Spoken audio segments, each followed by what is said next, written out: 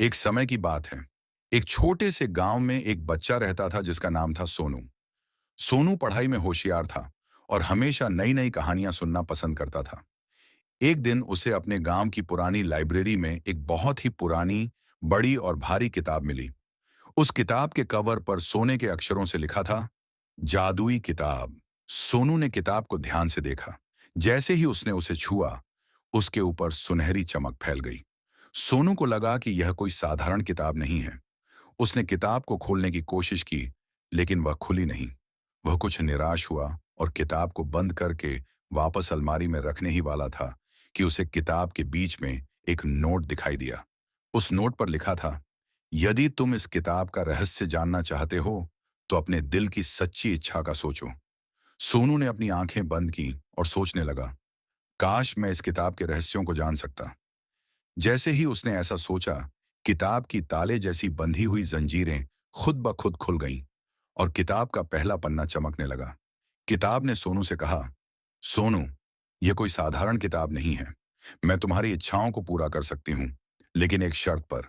जो भी इच्छा पूरी करोगे, उसके बदले तुम्हें एक अच्छा काम करना होगा। सोनू ने खुशी खुशी शर्त मान ली। किताब ने कहा, अब अपनी पहली इच्छा मांगो।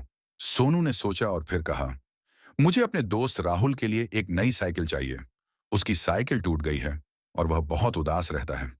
किताब ने मुस्कुराते हुए कहा, तुम्हारी इच्छा पूरी हो जाएगी, लेकिन तुम्हें एक नेक काम करना होगा। गांव के गरीब बच्चों को पढ़ाई में मदद करो।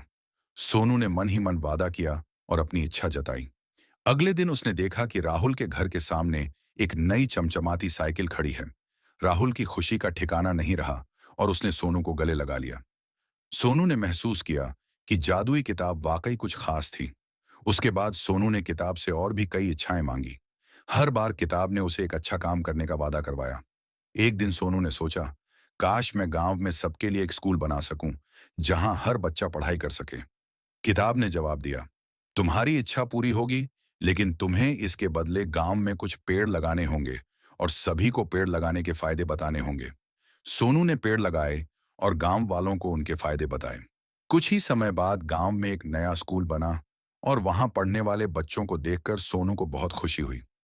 समय के साथ सोनू को किताब से बहुत सारी चीजें मिली, लेकिन वह यह भी समझ गया था कि हर इच्छा की पूर्ति में एक अच्छी जिम्मेदारी भी जुड़ी होती है। उसने सीखा कि असली जादू दूसरों की मदद करने में है। सालों बाद जब सोनू बड़ा हो गया, तो उसने उस जादुई किताब को लाइब्रेरी में वापस रख दिया, ताकि आने वाले बच्चों को भी उसके जैसे जादुई अनुभव मिल सके। और इस तरह जादुई किताब ने सोनू को हमेशा के लिए बदल दिया।